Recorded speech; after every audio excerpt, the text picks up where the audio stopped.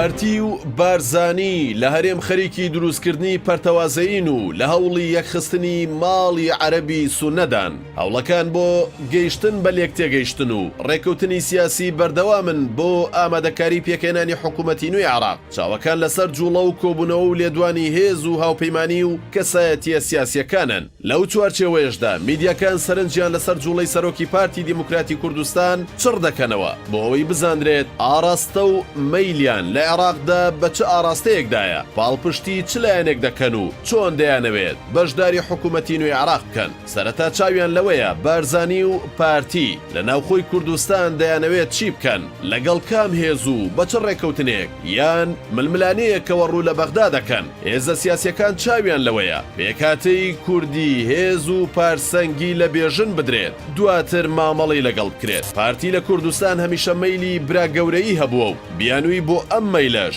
زۆرینەی پەرلەمانی و هێزی یەکەمی هەرێمە کە بەردەوام باسی دەکات. لە دوای تاڵەبانی باوکیشەوە بیستوێتی نەخشەی سیاسی و پەیوەندیەکانی عێراق و هەرێمی کوردستان بەدڵی ئەو بێت ئەگەر حیزبەکانی تر بەشداریان کرد ئەوە وەک نوێنەری پارتی و بارزانی لەگەڵ عێراق گفتوگۆ بکەن ئەگەر لەگەڵیشی نەبوون تۆمەتبارن بە تێکدانی یەک ڕیزی نیشتیمانی.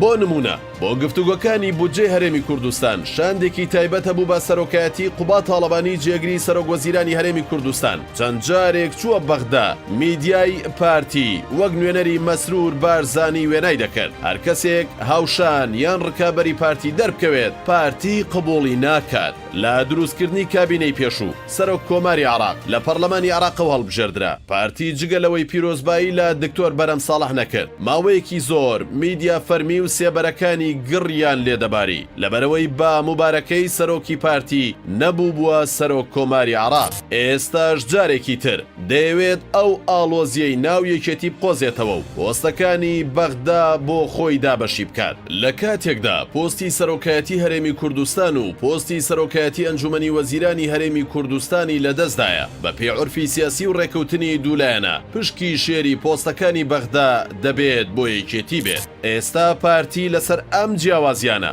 ماڵی کوردی پێکۆ ناکرێتەوە بەڵکو خۆی بەتەنها و تاگلایەنە کەوتووەتە مامەڵە و گفتوگۆ لەگەڵ هێزە عەرەبیەکان و بانگەشەی وەرگرتنی پۆستی سەرۆک کۆمار و پارێزگاری کەرکووکیش دەکات. لەگەڵ حیزبە عێراقیەکان کۆ دەبێتەوە و پێشوازیان لێ دەکات لە یەکتێگەیشتنیان لەگەڵ ئەنجام دەدات. مەسعود بارزانی سەرۆکی پارتی دیموکراتی کوردستان داوا لە هێزەکانی سونە دەکات کە پێکەوە و بە یەکگرتوویی بچنە دانوستانەکانەوە. بەجیا لەگەڵ خەمیس خەنجەر سیاسی دیاری سونەی عێراقی کۆبوونەوە ئەنجامەدات و پێشوازیش لە محەممەد حەلبوسی دەکات. لە پاش کۆبوونەوەکانیش بڵاو کرایەوە بارزانی وتوێتی بە فەرمی ئەو دوو سیاسیە نوێنەری سونەکان و مامەڵە لەگەڵ ئەوان دەکات. هاوپەیمانی عەزم کە پێکاتووە لە ژمارەیەک حیزبی سونە مەزهەبی عێراقی بە سەرۆکایەتی خەمیس خەنجەر لەوانە حیزبی حەل، حیزبی وەفا، مەساری مەدەنی و عێراقی ئازاد و چەند حیزبێکی دیکەش. چەند ڕۆژێک پێش هەڵبژاردنی پەرلەمانی عێراق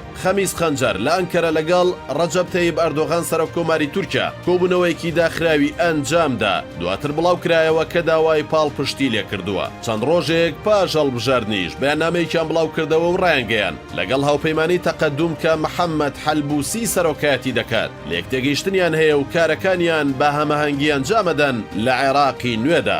لە کۆتا جوڵەدا خەنجەر و حەلبوسی لەگەڵ پارتی دیموکراتی کوردستان کۆبوونەوە ڕایانگەیان ئەوانیش بە لێکتێگەیشتنەوە هەنگاو دەنێن بۆ عێراقی ئایندە واتە لێکتێگەیشتنەکەی تورکیا و خەنجەر فراوانتر دەکەن و دەیکەنە لێکتێگەیشتنی سێلایەنە. ماڵپەڕی ڕسمی پارتی بڵاوی کردوتەوە لە کۆبوونەوەکەدا لەگەڵ خەمیس خەنجەر سەرۆکی هاوپەیمانی عەزم جەخت لە سەر جێبەجێکردنی پرەنسیپی شەراکەت و پێویستی هەمەهەنگی و کاری هاوبەشی هەردوولا لە پێناو بەدیهاتنی سەقامگیری و حکومڕانی ڕاست و دروست کراوەتەوە. ئەم لێک نزیک بوونەوانە لە کاتێکدایە بارزانی لە پۆستەکانی بەشی کورد نابورێت و دەیەوێت لە ڕێگەی هێزی خۆیەوە هەمووی کۆ بکاتەوە لەبری ئەوەی باسی شەراکەت و هەمەهەنگی بکەن هەوڵی فشاری زیاترەدات بۆ کۆکردنەوەی پۆستی زیاتر. ئەمەش لێکترازانەکەی دروست کردووە چونکە هێزەکانی تر بەو جۆرە یەک ڕیزیە ڕازی نابن کە پارتی دیموکراتی کوردستان دەیەوێت.